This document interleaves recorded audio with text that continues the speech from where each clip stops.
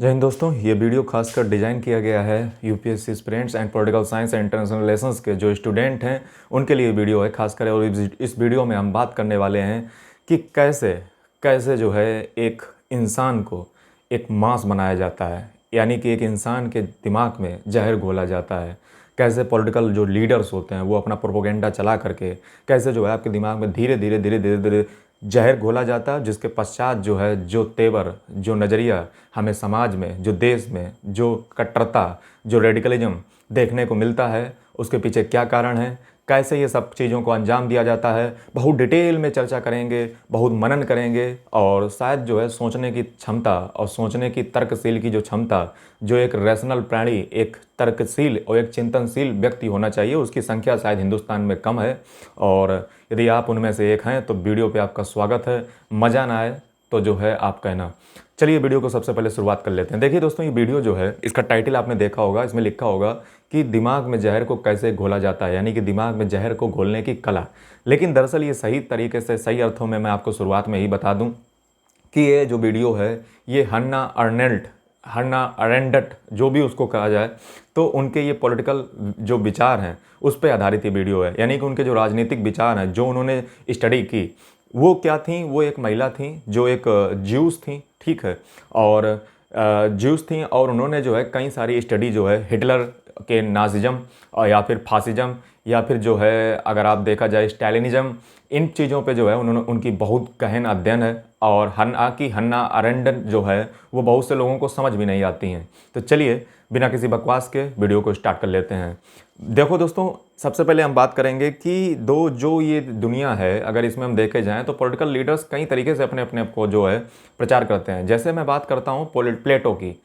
प्लेटो क्या कहता था? प्लेटो जो है वो सोल को जो है ऑब्जेक्टिफाई करता था।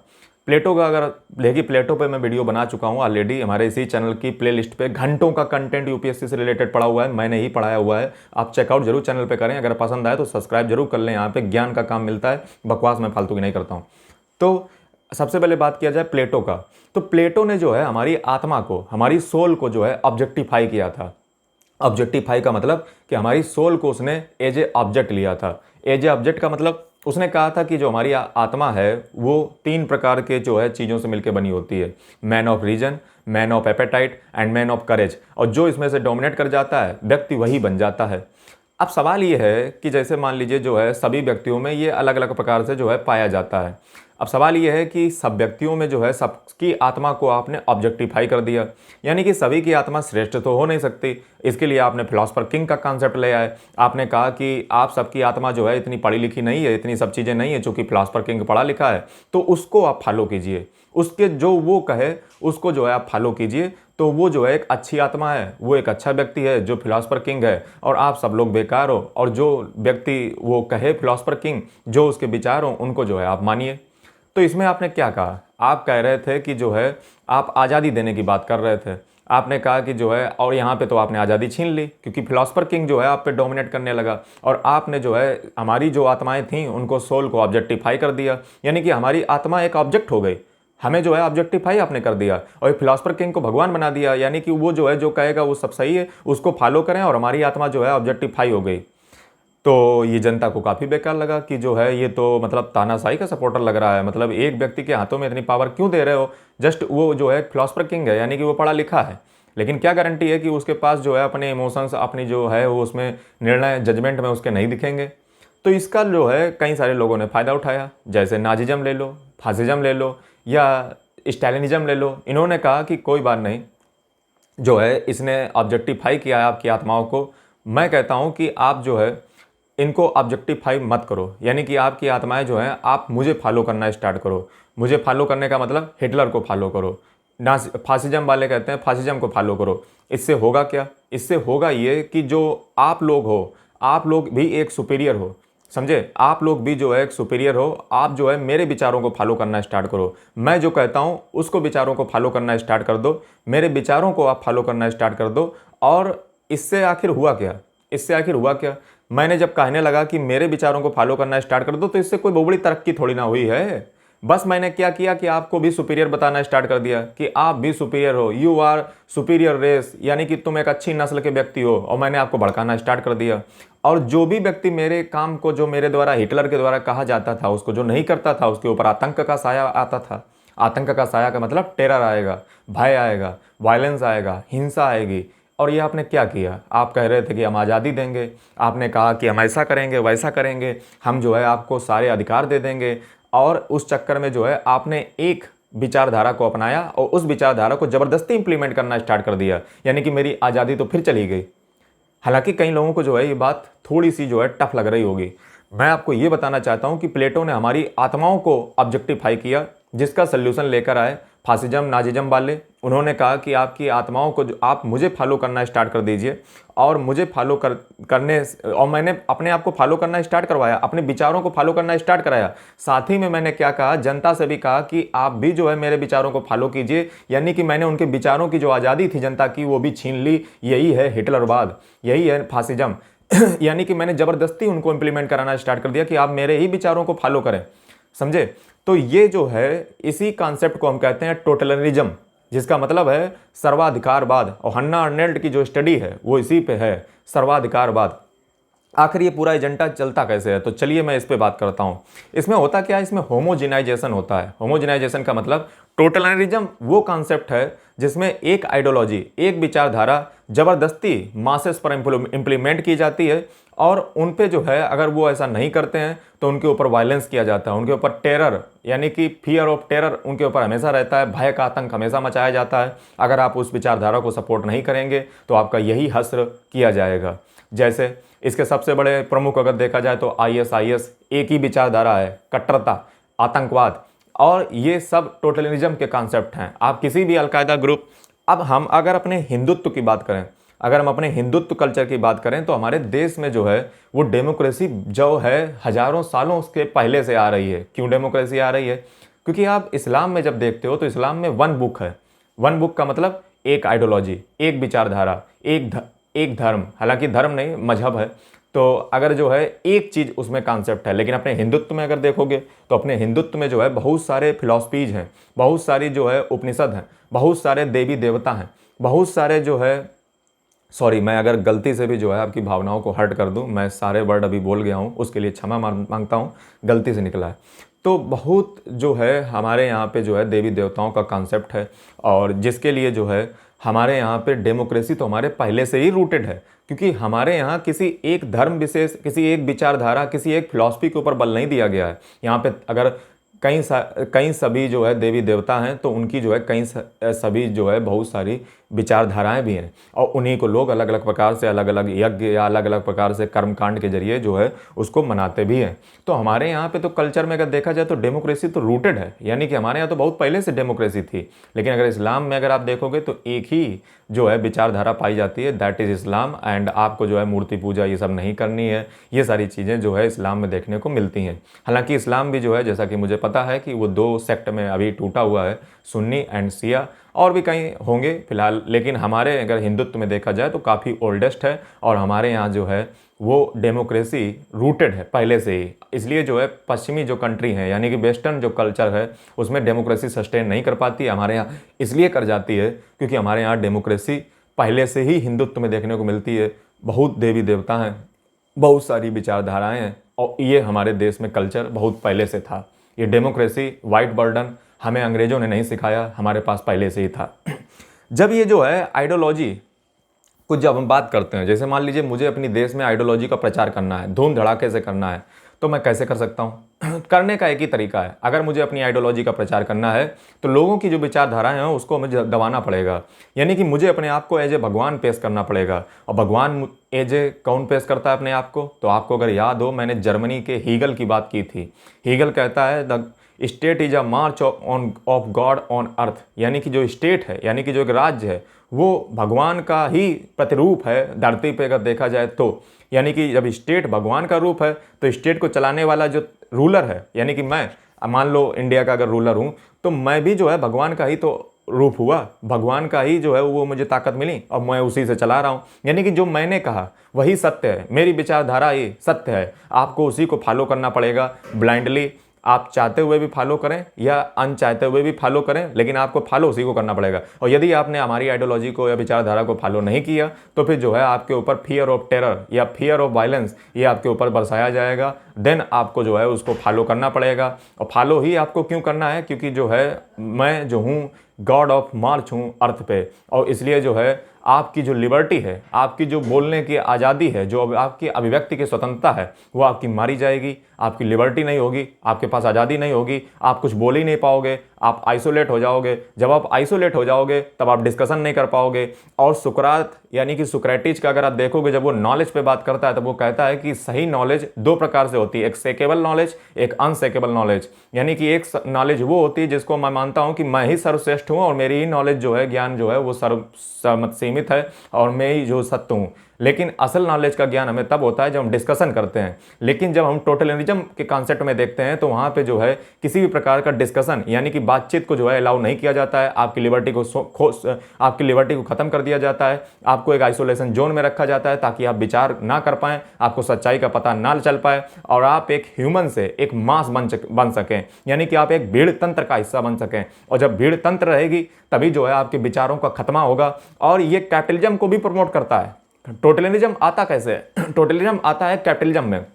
दरअसल ये आप जो हो उसको भुला ही देता है। मतलब आपके विचार करने की क्षमता, आपके तर्क करने की क्षमता, आपके रीजन करने की क्षमता, ये सब आपके जो है दिमाग से निकाल दिया जाता है। आप एक मरे हुए व्यक्ति हो जाते हो जिसके पास कोई भी सोचने और समझने और विचार करने, तर्क करने की क्षमता को जो है एकदम दिमाग से ऐसे वाइट वॉश किया जाता है कि आपको पता भी नहीं चलता है आखिर ये जो है तर्क करने की क्षमता हमारी खो कैसे जाती है। तो इसके पीछे बहुत पुराना प्रोपोगेंडा है, अगर आपको पता हो। कैपिटलिज्म, पूंजीवाद अगर आप देखोगे तो अमेरिका में है। ये पूंजीवाद का कॉन्सेप्ट कहता क्या है? पूंजीवाद का कॉन्सेप्ट कहता है कि हम सबको इतना मटेरियलिज्म में लगाएं, यानी कि जो है दुनिया का भोग विलास में लगाएं, ताकि जो है हम सब जो रियल सेंस है, रियल सेंस में हम उस पर कभी विचार ही ना कर पाएं। हम लोगों को इतना जो है पैसे के चक्कर में फंसाते रहें कि वो उधर दौड़े, कभी वो बैठ करके कभी ध्यान से ठंडे दिमाग से पॉलिटिक्स के बारे में सोचे ही मत।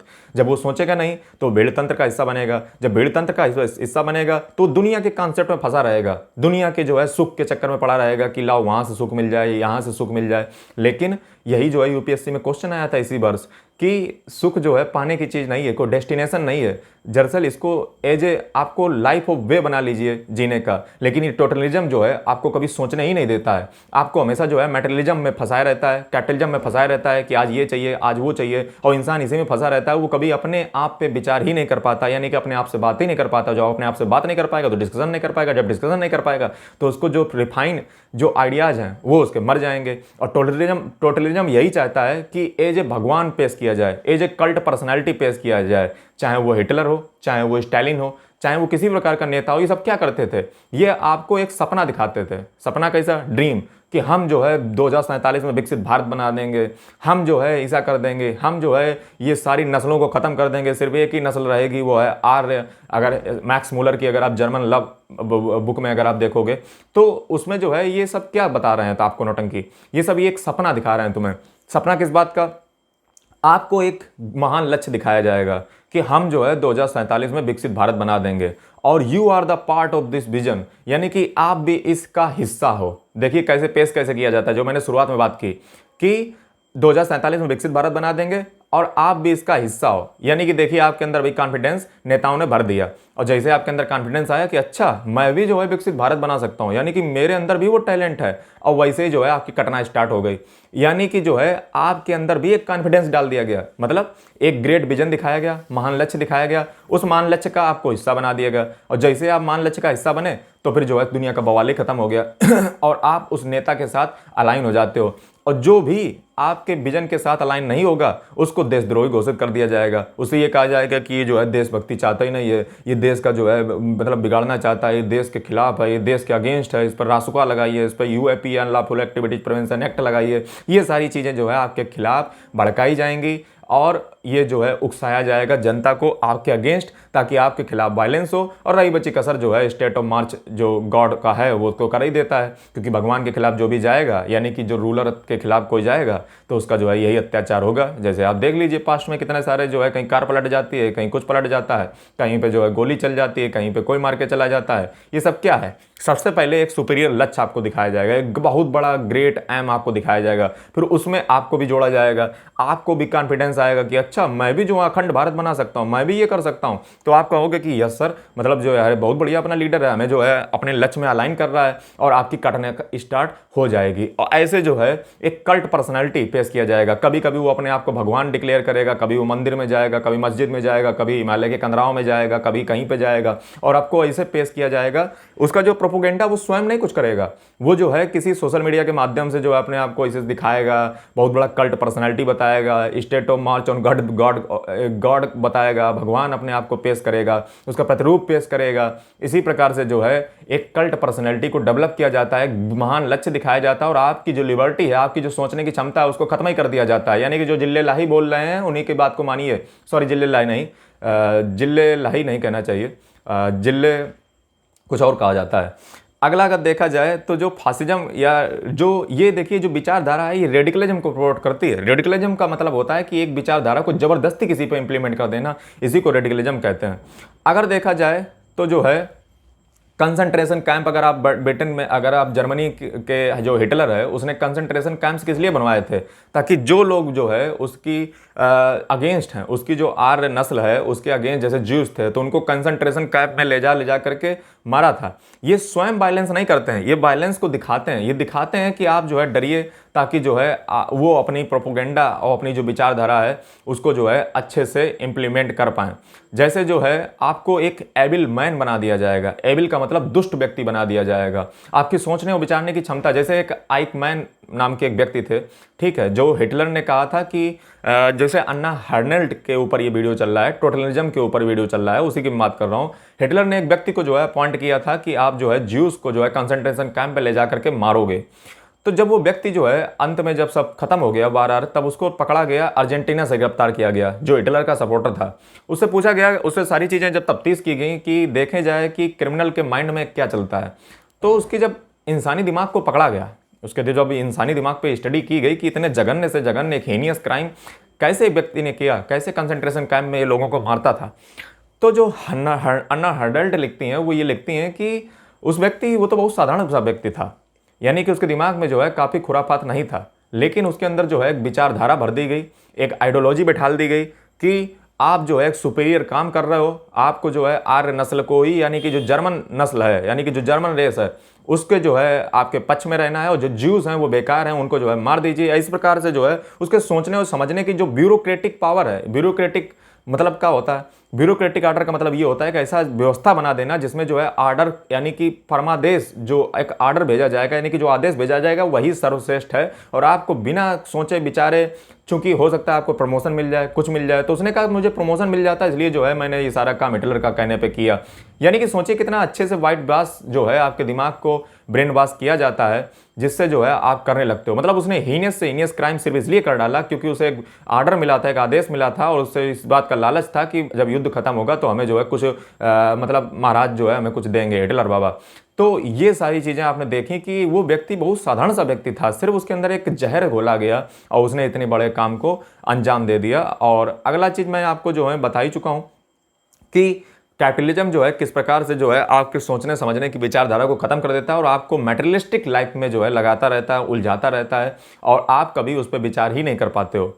दूसरा देखा जाए तो एक जो है आपको यूटोपियन स्वप्न दिखाया जाएगा, जैसा कि मैंने आपके वीडियो के भी बीच में कहा कि एक ऐसा स्वप्न आपको दिखाया जाता है जो यूटोपिया होता है, यानी कि जो कभी हकीकत में कभी बनेगा नहीं, जस्ट जो है वो अपने वेलफेयर के लिए, अपने कल्याण के लिए जो है ऐसा हरकत करता है, ताकि जो है एक तरीके से अगर देखा जाए, और डाइवर्स कंट्री तो बन ही नहीं सकती है। जहाँ पे अगर टोटलिज्म होगा वहाँ पे एक ही विचारधारा चलेगी और कंट्री में डाइवर्सिटी आपको देखने को नहीं मिलेगी, यानी कि सारे विचार खत्म कर दिए जाएंगे, डाइवर्सिटी विविधता खत्म कर दी जाएगी, एक दूसरे से बात करने पे कम से कम होगा, और लिबर्टी आपकी आज़ादी तो चली ही जाएगी, एक ही विचारधारा बस मानी जाएगी, और जो उस विचारधारा को नहीं मानेगा उसकी जो है अंत आ जाएगा। आतंक उसके ऊपर मचेगा। जैसे आप अर्दगन का देख लीजिए, अर्दगन क्या करता है, अर्दगन जो है दुनिया का सपना दिखाता है कि मैं जो हूँ पुराना जो ऑटोमन एम्पायर हूँ उसको जो है रिस्टोर कर दूंगा। रसिया का अगर जगह आप देखोगे व्लादिमीर पुतिन को, वो भी कहता है कि यूएसएसआर को पुनः हम लाएंगे। इसी प्रकार से अलग अलग लोग इंडिया में अगर देखोगे कुछ लोग कहते हैं अखंड भारत बनाएंगे। ये सब क्या है, ये सब एक सपना बेचा जा रहा है और ये जो एक यूटोपिया है, यूटोपिया का मतलब ये कभी साकार नहीं हो सकता है, समझे। यानी कि हो सकता है, मतलब मैं ये नहीं कह रहा हूँ नहीं होगा, मैं खुद चाहता हूँ हो, बट ये सपना जो है ये बेचा जा रहा है, उस पर ज़रा ध्यान दीजिए। मैं इसका विरोध नहीं कर रहा हूँ, बस बता रहा हूँ आपको। सवाल ये है कि आज के युग में जो है ये जो आइडियोलॉजी है, यानी कि जो टोटलिज्म यानी कि सर्वाधिकारवाद की जो आइडियोलॉजी जो विचारधारा है, ये फैलने के कितने चांस हैं। तो ये फैलने के आज के ज़माने में बहुत ही ज़्यादा चांस हैं। बहुत ही ज़्यादा का मतलब क्योंकि जो है आज ज़माना digital technology and internet and social media का है। आज कोई भी प्रोपोगेंडा बहुत आसानी से फैल जाता है। किसी भी विचारधारा को जो है बहुत अच्छे से फैलाया जा सकता है। हमारे देश का जो सोशल मीडिया प्लेटफॉर्म्स हैं वो इतने जो है स्मार्ट नहीं है, किसी भी विचारधारा को बहुत आसानी से फैलाया जा सकता है। इसलिए टोटलिज्म बहुत खतरनाक है और इसको जो है ये कहीं उन कंट्री में देखने को नहीं मिलेगी जहाँ पे जो है लिबर्टी होती है। इसलिए जो है ये ज़्यादा से ज़्यादा तभी आएगी जब freedom of speech and expression हमेशा बनी रहे, लिबर्टी बनी रहे, आज़ादी बनी रहे बोलने की। और जितनी ज़्यादा बोलने की आज़ादी होगी, जो फ्रीडम ऑफ स्पीच होगी, उतना ज़्यादा जो है सर्वाधिकारवाद नहीं फैल पाएगा। ये तभी फैल पाता है जब जो है वहाँ की जनता इस बात को ना समझे, अंधमय भक्ति में लग जाए और वो जो है डिबेट, डिस्कशन, डिस्कोर्स पे जो है काम करना बंद कर दे। अगर प्रणब मुखर्जी के शब्दों में कहा जाए तो ये सारी चीज़ें जो है एक टोटलिज्म यानी कि जो सर्वाधिकारवाद का जो कॉन्सेप्ट है उसको प्रमोट, उसको प्रमोलेट करने में जो है काफ़ी मदद करती हैं। उम्मीद करता हूँ वीडियो आपको पसंद आया होगा। अन्ना हर्नेल्ट के ये सारे विचार थे, मेरा इसमें कहने का रोल कुछ भी नहीं था। हाँ, 2-4 एग्जाम्पल मैं अपने तरफ से डाल देता हूँ जो कि वीडियो को इंटरेस्टिंग करने का एक तरीका है। और मिलते हैं नए वीडियो के साथ। और उससे पहले मैं जाते जाते बता दूँ, हमारे चैनल पर घंटों का कंटेंट बहुत सारा पड़ा हुआ है। UPSC, political science and international relation से संबंधित आप वीडियो को चाहें तो हमारी प्लेलिस्ट सारी चेकआउट करें, बहुत सारा आपको कंटेंट मिलेगा। और फिर अगर चैनल समझ आए तो जो सब्सक्राइब जरूर करिएगा, दोस्तों के साथ शेयर कीजिएगा। और जल्दी मिलते हैं, तब तक के लिए जय हिंद, वंदे मातरम।